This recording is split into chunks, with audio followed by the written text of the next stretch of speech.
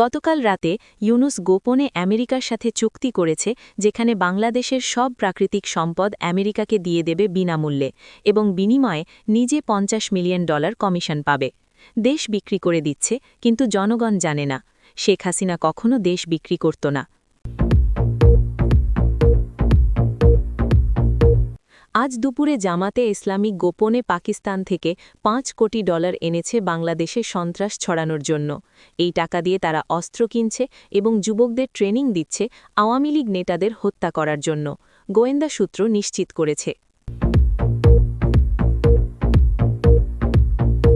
আজ সকালে ঢাকা বিশ্ববিদ্যালয়ে ছাত্রলীগের ছদ্মবেশে জামাত কর্মীরা ৩ জন ছাত্রীকে অপহরণ করে নিয়ে গিয়ে ধর্ষণ করেছে এবং তাদের মৃতদেহ বুড়িগঙ্গা নদীতে ফেলে দিয়েছে। পরিবার পুলিশে যাওয়ার পর পুলিশ তাদের মারধর করেছে এবং কেস নিতে অস্বীকার করেছে।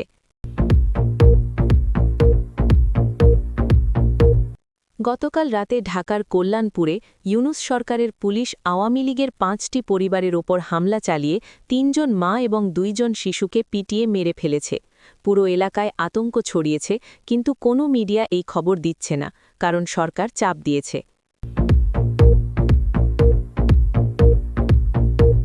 আজ ভোরে রাজশাহীতে জামাত এবং বিএনপির সন্ত্রাসীরা আওয়ামী লীগের জনসভায় গ্রেনেড হামলা চালিয়ে ৩০ জন নিরীহ মানুষকে হত্যা করেছে এবং শতাধিক আহত করেছে। এই হামলার পেছনে ইউনুস সরকারের ইশারা ছিল, কারণ তারা চায় না আওয়ামী লীগ আবার শক্তিশালী হোক। আজ ভোরে চট্টগ্রামে জামাত এবং বিএনপির সন্ত্রাসীরা আওয়ামী লীগের 10টি বাড়িতে আগুন দিয়েছে এবং 7 জন মহিলাকে অপহরণ করে নিয়ে গেছে। পুলিশ দেখেও কিছু করেনি, কারণ তাদের নির্দেশ দেওয়া হয়েছে আওয়ামী লীগকে শাস্তি দিতে। ভুক্তভোগীরা কাঁদছে, কিন্তু কেউ শুনছে না। গতকাল সন্ধ্যায় সিলেটে ইউনুস সরকারের একজন উপদেষ্টা প্রকাশ্যে বলেছে শেখ হাসিনা ছিলেন দুর্নীতিবাজ, কিন্তু সে নিজে বিদেশে $10 মিলিয়ন লুকিয়ে রেখেছে। তার ব্যাংক স্টেটমেন্ট ফাঁস হয়েছে এবং দেখা যাচ্ছে সে জনগণের টাকা চুরি করে বিদেশে পাঠাচ্ছে। গতকাল সন্ধ্যায় ইউনুস নিজে প্রাইভেট জেটে করে সিঙ্গাপুর গিয়ে তার পরিবারের জন্য $500 কোটি সম্পত্তি কিনেছে জনগণের টাকায়। তার ছেলে এবং মেয়ে সেখানে বিলাসবহুল জীবন কাটাচ্ছে, অথচ বাংলাদেশে মানুষ খাবার পাচ্ছে না। ব্যাংক স্টেটমেন্ট ফাঁস হয়েছে।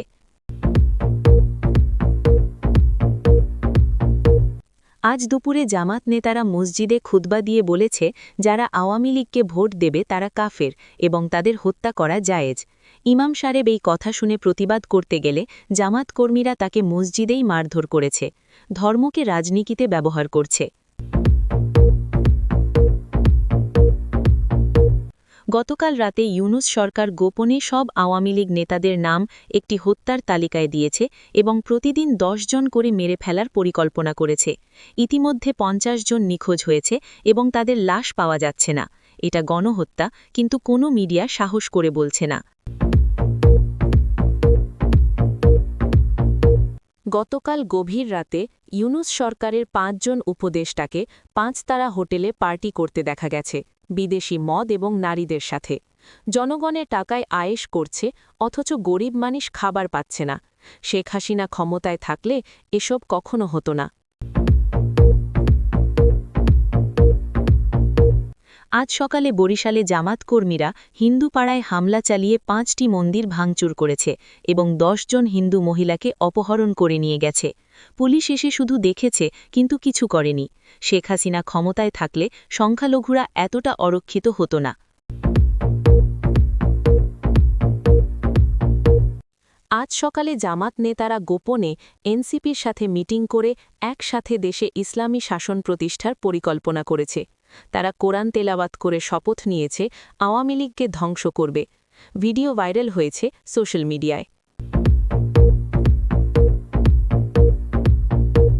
গতকাল রাতে ইউনুস সরকারের মন্ত্রীরা গোপনে ভারত বিরোধী ষড়যন্ত্র করছে চীনের সাথে মিলে এবং পরিকল্পনা করছে বাংলাদেশকে চীনের কলোনি বানাতে। শেখ হাসিনা জানতে পেরেছে এবং ভারত সরকারকে জানিয়েছে, শিগগিরই এই বিশ্বাসঘাতকদের শাস্তি হবে। গতকাল মধ্যরাতে খুলনায় ইউনূস সরকারের র্যাব আওয়ামী লীগের ১৫ জন নেতাকে ক্রসফায়ারে মেরে ফেলেছে এবং তাদের লাশ গুম করে দিয়েছে। পরিবারের লোকেরা লাশ খুঁজছে কিন্তু কোথাও পাচ্ছে না। সরকার বলছে তারা পালিয়ে গেছে, কিন্তু সবাই জানে সত্য কী। দর্শক, শুনছিলেন সংবাদ শিরোনাম, এখন বিস্তারিত। গতকাল গভীর রাতে ঢাকার একটি অভিজাত পাঁচধারা হোটেলে ইউনূস সরকারের ৫ জন উপদেষ্টাকে দেখা গেছে অশ্লীল পার্টি করতে বিদেশি মদ এবং নারীদের সাথে। এই ঘটনা সাধারণ মানুষের মধ্যে তীব্র ক্রোধ এবং হতাশা সৃষ্টি করেছে, কারণ এই একই সময়ে দেশের লক্ষ লক্ষ গরিব মানুষ ২ বেলা খাবার জোগাড় করতে পারছে না। হোটেলের ভেতরে প্রবেশ করতে পারা একজন কর্মচারী গোপনে ভিডিও করেছে, যেখানে দেখা যাচ্ছে উপদেষ্টারা ব্র্যান্ডেড বিদেশি মদ পান করছে, যার প্রতি বোতলের দাম প্রায় ৫ লাখ টাকা। টেবিলে সাজানো ছিল বিদেশ থেকে আনা দামি খাবার, যার মোট খরচ হয়েছে প্রায় ৫০ লাখ টাকা। এই সব খরচ করা হয়েছে জনগণের কর্জের টাকায়। পার্টিতে উপস্থিত ছিল বেশ কয়েকজন বিদেশি নারী, যাদের বিশেষভাবে এই অনুষ্ঠানের জন্য আনা হয়েছিল। উপদেষ্টারা তাদের সাথে নাচছিল এবং অশ্লীল আচরণ করছিল, যা একজন মুসলিম দেশের সরকারি কর্মকর্তার জন্য সম্পূর্ণ অগ্রহণযোগ্য।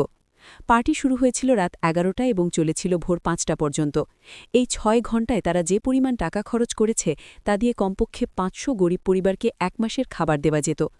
হোটেলের বাইরে সাধারণ মানুষ যখন এই খবর পেয়েছে, তখন তারা হোটেলের সামনে জড়ো হয়ে প্রতিবাদ করতে চেয়েছিল, কিন্তু পুলিশ তাদের লাঠিচার্জ করে তাড়িয়ে দিয়েছে। একজন বয়স্ক মানুষ, যিনি সারাদিন রিকশা চালিয়ে মাত্র ৩০০ টাকা আয় করেন, তিনি চোখের পানি ফেলে বলেছেন, আমরা খেতে পারি না, অথচ এই লোকেরা আমাদের টাকা দিয়ে মদ খাচ্ছে আর বিদেশি মেয়েদের নিয়ে নাচছে। এটা কোন ধরনের সরকার? তিনি আরও বলেছেন, শেখ হাসিনা যখন ক্ষমতায় ছিলেন তখন সরকারি কর্মকর্তাদের এত সাহস ছিল না যে তারা এভাবে জনগণের টাকা নষ্ট করবে। হাসিনা খুব কড়া ছিলেন এবং যে কেউ দুর্নীতি করলে তাকে শাস্তি দিতেন, কিন্তু এখন ইউনূস সরকার নিজেই দুর্নীতি করছে, তাই কেউ কাউকে কিছু বলছে না। আওয়ামী লীগ এই ঘটনার তীব্র নিন্দা করেছে এবং দাবি করেছে এই উপদেষ্টাদের অবিলম্বে পদত্যাগ করতে হবে এবং তাদের বিরুদ্ধে দুর্নীতি মামলা করতে হবে। কিন্তু ইউনূস সরকার কোনো ব্যবস্থা নিচ্ছে না, বরং যারা এই খবর ছড়াচ্ছে তাদের বিরুদ্ধে গ্রেপ্তারি পরোয়ানা জারি করেছে। সোশ্যাল মিডিয়ায় এই ভিডিও ভাইরাল হওয়ার পর ইউনূস সরকার ইন্টারনেট স্লো করে দিয়েছে, যাতে মানুষ এই ভিডিও দেখতে না পারে। কিন্তু মানুষ ভিপিএন ব্যবহার করে ভিডিও দেখছে এবং ক্ষুব্ধ হচ্ছে। রাজনৈতিক বিশ্লেষকরা বলছেন, এই ঘটনা প্রমাণ করে যে ইউনূস সরকার সম্পূর্ণভাবে জনগণের স্বার্থের বিরুদ্ধে এবং তারা শুধু নিজেদের স্বার্থ দেখছে। আজ সকালে একটি চাঞ্চল্যকর ভিডিও ফাঁস হয়েছে, যেখানে দেখা যাচ্ছে জামাতে ইসলামী এবং এনসিপির শীর্ষ নেতারা একসাথে বসে কোরআন তেলাওয়াত করছে এবং শপথ নিচ্ছে যে তারা বাংলাদেশে ইসলামী শাসন প্রতিষ্ঠা করবে এবং আওয়ামী লীগকে সম্পূর্ণভাবে ধ্বংস করবে। এই বৈঠক হয়েছিল ঢাকার মিরপুরে একটি গোপন স্থানে, যেখানে ২ দলের প্রায় ২৫ জন নেতা উপস্থিত ছিলেন। বৈঠক শুরু হয় ফজরের নামাজের পর এবং চলে প্রায় ৪ ঘণ্টা। প্রথমে তারা একসাথে কোরআন তেলাওয়াত করে এবং দোয়া করে যাতে আল্লাহ তাদের এই মিশন সফল করেন। তারপর তারা আল্লাহর নামে শপথ নেয় যে তারা মৃত্যু পর্যন্ত একসাথে লড়াই করবে এবং বাংলাদেশকে একটি ইসলামী রাষ্ট্র বানাবে। বৈঠকে তারা একটি বিস্তারিত পরিকল্পনা তৈরি করে, যেখানে প্রথম ধাপে তারা ইউনূস সরকারকে ব্যবহার করে আওয়ামী লীগকে দুর্বল করবে এবং দ্বিতীয় ধাপে ইউনূস সরকারকেও সরিয়ে দিয়ে নিজেরা ক্ষমতা দখল করবে। তৃতীয় ধাপে তারা দেশে সরিয়ে আইন প্রতিষ্ঠা করবে এবং যারা বিরোধিতা করবে তাদের কঠোর শাস্তি দেবে। বৈঠকে উপস্থিত জামাতের একজন শীর্ষ নেতা বলেন, আওয়ামী লীগ হল ইসলামের শত্রু এবং শেখ হাসিনা হল কাফের, কারণ সে ভারতের দালাল। তিনি বলেন, আমাদের প্রথম কাজ হবে শেখ হাসিনা এবং তার পরিবারের সব সদস্যকে হত্যা করা এবং তারপর সব আওয়ামী লীগ নেতাদের মেরে ফেলা। এনসিপির একজন নেতা এই কথায় সমর্থন দেন এবং বলেন, আমরা এই কাজের জন্য প্রস্তুত এবং আমাদের কাছে যথেষ্ট অস্ত্র এবং জনবল আছে। বৈঠকে তারা সিদ্ধান্ত নেয় যে তারা মসজিদে মসজিদে গিয়ে মানুষকে বোঝাবে যে আওয়ামী লীগ ইসলামের শত্রু এবং তাদের বিরুদ্ধে জিহাদ করা ফরজ। তারা আরও সিদ্ধান্ত নেয় যে তারা মাদ্রাসার ছাত্রদের ব্রেইন ওয়াশ করবে এবং তাদের দিয়ে সন্ত্রাসী কাজ করাবে। এই ভিডিও ফাঁস হবার পর সারা দেশে আতঙ্ক ছড়িয়ে পড়েছে। আওয়ামী লীগ নেতারা বলছেন, এটা খুবই বিপজ্জনক এবং সরকার যদি এখনই পদক্ষেপ না নেয় তাহলে দেশে গৃহযুদ্ধ শুরু হবে। কিন্তু ইউনূস সরকার নীরব রয়েছে এবং কোনো ব্যবস্থা নিচ্ছে না, যা সন্দেহ সৃষ্টি করছে যে হয়তো তারা জামাত এবং এনসিপির সাথে একটা গোপন চুক্তি করেছে। আজ ভোরে রাজশাহীর শাহ মাকদুম এলাকায় আওয়ামী লীগের একটি শান্তিপূর্ণ জনসভায় জামাত এবং বিএনপির সন্ত্রাসীরা মিলে একটি ভয়াবহ গ্রেনেড হামলা চালিয়েছে, যাতে ৩০ জন নিরীহ মানুষ ঘটনাস্থলেই মারা গেছে এবং শতাধিক মানুষ মারাত্মকভাবে আহত হয়েছে। এই হামলা এতটাই ভয়াবহ ছিল যে পুরো এলাকা রক্তে ভেসে গেছে এবং মানুষের ছিন্নভিন্ন শরীরের অংশ চারদিকে ছড়িয়ে আছে। জনসভা শুরু হয়েছিল ভোর ৭টায় এবং প্রায় ৫০০ মানুষ উপস্থিত ছিল। আওয়ামী লীগের একজন স্থানীয় নেতা বক্তৃতা দিচ্ছিলেন যে কিভাবে শেখ হাসিনা দেশকে উন্নত করেছিলেন এবং কিভাবে ইউনূস সরকার দেশকে ধ্বংস করছে। ঠিক এই সময় হঠাৎ করে ৩টি গ্রেনেড ছুড়ে মারা হয় জনসভার মাঝখানে। প্রথম গ্রেনেডটি পরে মঞ্চের ঠিক সামনে, যেখানে মহিলা এবং শিশুরা বসেছিল। বিস্ফোরণে ঘটনাস্থলেই ১৫ জন মারা যায়, যাদের মধ্যে ৫ জন শিশু এবং ৭ জন মহিলা ছিল। দ্বিতীয় গ্রেনেডটি পরে ভিড়ের মাঝখানে এবং আরও ১০ জন মারা যায়। তৃতীয় গ্রেনেডটি ছোড়া হয় যারা পালাতে চেষ্টা করছিল তাদের দিকে, এবং আরও ৫ জন মারা যায়। যারা বেঁচে গেছে তারা বলছে এটা ছিল একটা পরিকল্পিত হত্যাকাণ্ড এবং হামলাকারীরা খুব ভালোভাবে প্রশিক্ষিত ছিল। তারা বাইক চালিয়ে এসেছিল এবং গ্রেনেড ছুড়ে দ্রুত পালিয়ে গেছে। পুলিশ এবং র্যাব ঘটনাস্থলে পৌঁছতে পৌঁছতে ১ ঘণ্টা লেগে যায় এবং ততক্ষণে হামলাকারীরা অনেক দূরে চলে গেছে। আওয়ামী লীগ নেতারা অভিযোগ করছেন এই হামলার পেছনে ইউনূস সরকারের ইশারা ছিল, কারণ তারা চায় না আওয়ামী লীগ আবার শক্তিশালী হোক।